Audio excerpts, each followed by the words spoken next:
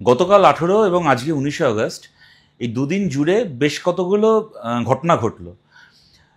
প্রথম ঘটনা গতকাল আপনারা অনেকে শুনেছেন ইতিমধ্যে, আমাদের এই সময়কালের সবচেয়ে সৎ রাজনৈতিক নেতা এ যুগের ডিরোজিও পার্থ চট্টোপাধ্যায় তিনি সিবিআই এর মামলা থেকে জামিন পেয়ে গেলেন। ইডির মামলা থেকে এর আগেও জামিন পেয়ে গেছিলেন, সিবিআই মামলা থেকেও পেয়ে গেলেন। কয়েকটা ওনার ওই প্রাইমারির কিছু কেস এখনো ঝুলে আছে বলে আপাতত কয়েকদিন উনি জেলে নয়, ভুল করবেন না, জেলে নয়, বাইপাসের ধারে একটা মানে কি বলবো, একটা 5 স্টার প্রাইভেট হাসপাতালের একেবারে মানে কি বলবো মানে ভিভিআইপি খাতিরে সম্মানে আদরে উনি এখন রয়েছেন বেশ কদিন ধরে। তো ওই সামান্য কয়েকটা প্রাইমারির কেস এবার উঠে যাওয়ার সময়ের অপেক্ষা। সব কিছু ঠিকঠাক চললে আমাদের বাঙালি জাতির জন্য অত্যন্ত আনন্দের খবর, এবছর পুজো উদ্বোধন করতে আমরা পার্থ চট্টোপাধ্যায়কে আবার দেখতে পাবো। দাদা জীবিত, দাদা ফিরে আসবেন নেতার বেশে এবং ঘুরে ঘুরে নাকতলা উদয়ন সংঘ সহ পুজো উদ্বোধন করে বেড়াবেন।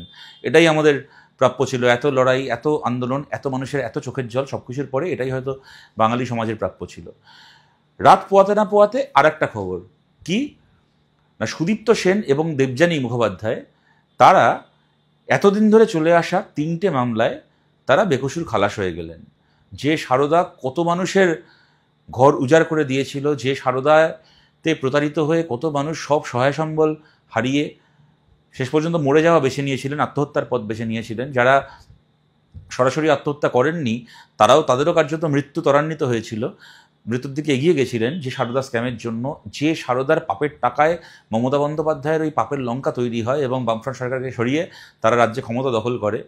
এত মানুষের এত কান্না, এত হতাশা, এত প্রতারণা করে তারা এখন বেকসুর, এর আগে কয়েকটা মামলায় হয়ে গেছে, একসাথে 3টে মামলায় এখন তারা বেকসুর খালাস হয়ে গেল।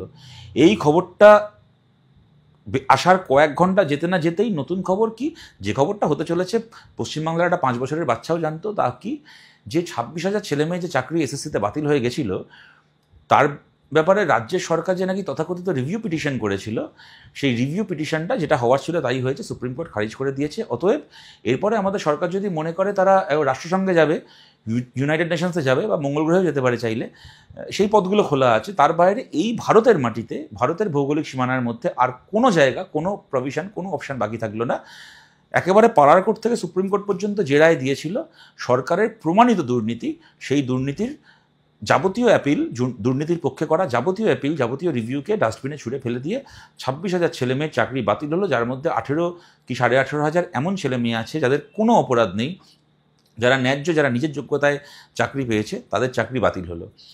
সুতরাং ব্যাপারটা সব মিলিয়ে কি দাঁড়ালো, আমি যদি সুদীপ্ত দেবযানীটাকে সরিয়েও রেখে পার্থর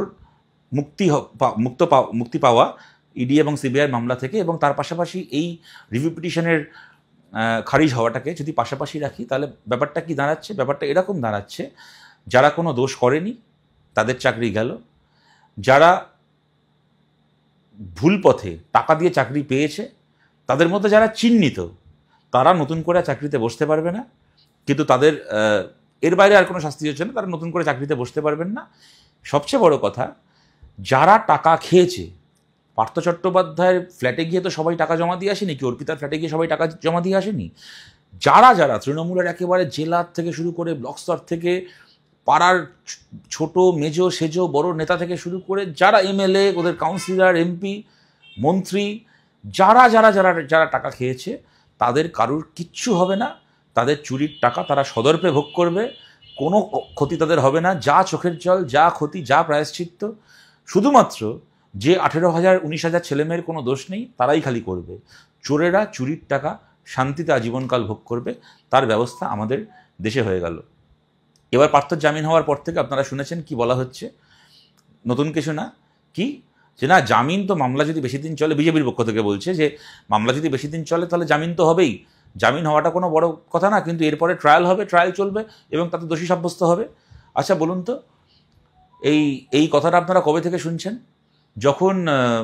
যখন সুদীপ বন্দ্যোপাধ্যায় জামিন পেয়েছিল, যখন মদন মিত্র জামিন পেয়েছিল, যখন ওদের একের পর এক এরকম গ্রেপ্তার হওয়া নেতারা জামিন পেয়েছিল, প্রত্যেকবার বিজেপির পক্ষ থেকে এই কথাটা বলা হয়নি যে না জামিন তো একটা প্রসেস, জামিন তো যা হওয়ার হবেই, কিন্তু এরপরে যা ব্যবস্থা হওয়ার, আইনি যা প্রক্রিয়া চলার তা আইনি পথে চলবে এবং এদের একটা সময় কনভিকশন হবে।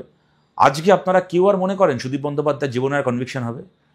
আপনারা কেউ সত্যিই মনে করেন, আমরা কেউ সত্যি মনে করি মদন মিত্রর এই চিটফান্ডের দুর্নীতিতে আর কোনোদিন কনভিকশন হবে?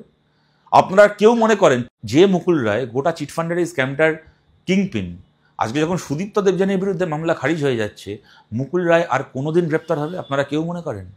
আপনারা কেউ মনে করেন এই যে শঙ্কুদেব পণ্ডা মুখে কালো কাপড় বেঁধে সিবিআই অফিসে যেত হাজিরা দিতে, এই শঙ্কুদেব পণ্ডাকে আর কোনোদিন সিবিআই ডাকবে? আপনারা কেউ মনে করেন? অর্থাৎ সেদিন যে বিজেপির লোকগুলো বলেছিল যে না না জামিন হচ্ছে, কোনো অসুবিধা নেই, আইন ট্রায়াল হবে এরপরে এবং এরা কনভিক্টেড হবে, শাস্তি পাবে, আজকে কি সেই বিজেপির নেতাগুলো কান ধরে উঠবোস করবে? সবার উঠবোস করার কথাও নয়, কারণ এর মধ্যে কয়েকজন তারা এখন তৃণমূলই করছে, কিন্তু আজ কি বিজেপির পক্ষ থেকে বলবে যে না সেদিন আমরা মিথ্যে কথা বলেছিলাম, সেদিন আমাদের মুখ পুড়েছিল, আমাদের আর কিছু বলার ছিল না, সিবিআই ইচ্ছাকৃতভাবে দোষীদেরকে ছেড়ে দিয়েছে, আমাদের আর কিছু বলার ছিল না বলে আমরা একটা কুযুক্তি দেখিয়েছিলাম, একটা সাময়িক কুযুক্তি দেখিয়েছিলাম, সিবিআইয়ের লোকেরা কি আমাদের সঙ্গে প্রতারণা করেছিল আমরা মুখ ফুটে স্বীকার করতে পারছিলাম না?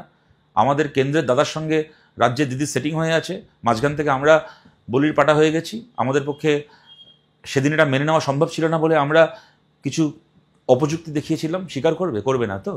যে বেহায়াগুলো সুদীপ ব্যানার্জির জামিন হওয়ার পরে বলেছিল কোনো চিন্তা করবেন না, একদিন ঠিক কনভিকশন হবে, যে বেহায়াগুলো মদন মিত্রদের জামিন হওয়ার পরে বলেছিল যে কোনো চিন্তা করবেন না, কনভিকশন হবে, সেই বেহায়াগুলো এখন আবার বলতে এসছে পার্থর জামিন হওয়ার পরে যে কোনো চিন্তা করবেন না, এ একদিন ঠিক কনভিকশন হবে। এই বেহায়াগুলোই অনুব্রতর জামিন হওয়ার পরেও একই কথা বলেছিল। কিন্তু আমি আপনি যে দলকেই সমর্থন করি না কেন, আমরা জানি এদের কারোর কোনো শাস্তি হবে না, কারোর কোনো শাস্তি হবে না। যতদিন মোদী সরকারে আছে সিবিআই এদের বিরুদ্ধে কোনো ব্যবস্থা নেবে না, কোনো শাস্তি দেবে না। মাঝখান থেকে কি হলো, একটা কথা বলা হয় যে প্রমাণ লোপাট হয়ে গেছে, প্রমাণ লোপাট হয়ে গেছে বলে সিবিআই কিছু করতে পারেনি। আচ্ছা আপনাদের জিজ্ঞেস করছি, নারদার প্রমাণ লোপাট হয়ে গেছে? আমি ধরে নিচ্ছি চাকরি চুরি, সারদা, গরু চুরি, কয়লা চুরি, বালি চুরি, সবের সব প্রমাণ লোপাট হয়ে গেছে। যদিও প্রমাণ লোপাট করে দেওয়া যদি এত সহজই হয়ে থাকে তাহলে বারবার করে সিবিআইকে ডেকে আনাই বা কেন, চেয়ে আনাই বা কেন? অরবিন্দ কেজরিওয়ালও তো রাজ্যের মুখ্যমন্ত্রী, হেমন্ত সোরেনও তো একটা রাজ্যের মুখ্যমন্ত্রী, জয়ললিতা, লালু প্রসাদ তারাও তো মুখ্যমন্ত্রী ছিলেন, কেউ কোনো প্রমাণ লোপাট করতে পারলেন না। জয়ললিতা, লালু প্রসাদের কনভিকশন পর্যন্ত হয়ে গেল, আর কোথাকার কে অভিষেক ব্যানার্জি, আর কোথাকার কে সুদীপ ব্যানার্জি। সুদীপ ব্যানার্জি আর মদন মিত্র, মানে কি মদন মিত্র লালু প্রসাদের থেকেও ক্ষমতাশীল লোক? এই সুদীপ ব্যানার্জি কি জয়ললিতার থেকেও ক্ষমতাশীল লোক? যে ওরা প্রমাণ লোপাট করতে পারলো না, আর কোথাকার মদনা প্রমাণ লোপাট করে দিয়েছে। আমি তাও ছেড়ে দিচ্ছি সেই কথাটা, নারদার কি প্রমাণ লোপাট হয়ে গেছে? আপনারা কেউ মনে করেন নারদার যে পয়সা খাওয়ার ভিডিওগুলো নেই, একমাত্র বিজেপির ইউটিউব চ্যানেল থেকে ওগুলো লোপাট হয়ে গেছে মুকুল রায় বিজেপি জয়েন করার পরে। তার বাইরে ভিডিওগুলো আছে তো, এই যে ববি হাকিম হাত পেতে টাকা খাচ্ছে, এই যে কাকলি ঘোষ দস্তিদার পয়সা খাচ্ছে, সুব্রত মুখার্জি পয়সা খাচ্ছে, সৌগত রায় পয়সা খাচ্ছে, প্রসূন ব্যানার্জি পয়সা খাচ্ছে, এদের এই পয়সা খাওয়ার ভিডিওগুলো রয়েছে তো। মদন মিত্র পয়সা খাচ্ছে, শোভন চ্যাটার্জি পয়সা খাচ্ছে, প্রমাণ লোপাট হয়নি তো? আছে তো ভিডিওগুলো, তাদের কেন ধরা হয় না বলুন তো? তারা কেন বুক ফুলিয়ে ঘুরে বেড়াচ্ছে? সুতরাং দেখুন, আমরা এতদিন ধরে কথাগুলো বলে এসছি, সবসময় সব কথা সমানভাবে গ্রহণযোগ্য হয়নি সবার কাছে, কিন্তু সত্যি সত্যি গতকাল এবং আজকের ঘটনাগুলোকে পাশাপাশি রেখে দেখুন আমরা এইটাই মেনে নেব কি না যে পার্থ চ্যাটার্জি জামিন পাবে, বুক চিতিয়ে বেরিয়ে আসবে জেল থেকে, এবং এই ছেলে মেয়েগুলো একটা বড় অংশ যাদের কোনো দোষ নেই তাদের চাকরি যাবে, তাদেরকে নতুন করে পরীক্ষায় বসতে হবে। আজকে যে ছেলে মেয়েগুলো প্রতারিত হয়ে বাইরে রয়েছে তারাও পরীক্ষায় বসার সুযোগ পাবেন। 20-22 লাখ ছেলে মেয়ের মধ্যে হয়তো 3-4 হাজার চাকরি আবার পাবেন, যদিও এই প্রক্রিয়াটাও সরকার আবার চুরি করবে, চোরেদের সরকার চুরি করবে 100 বার। মাঝখান থেকে পৃথিবীর কোনো আদালতের কোনো রায় যা পারবে না তা হচ্ছে এই ছেলে মেয়েগুলো যারা একদিন প্রতারিত হয়ে বাইরে বসে থাকলো তাদের জীবনের এই বছরগুলোকে ফিরিয়ে দিতে পৃথিবীর কোনো আদালত পারবে না। আজ থেকে 10 বছর আগে যার বয়স ছিল 25, আজকে তার বয়স 35। জীবনের শ্রেষ্ঠ সময়ের একটা বড় অংশ সে পার করে ফেললো, পৃথিবীর কোনো আদালত তাকে আর এই দিনগুলো ফেরত দিতে পারবে না। এটাই হওয়ার কথা ছিল, এইটাই হবে। এরপরও কি আমরা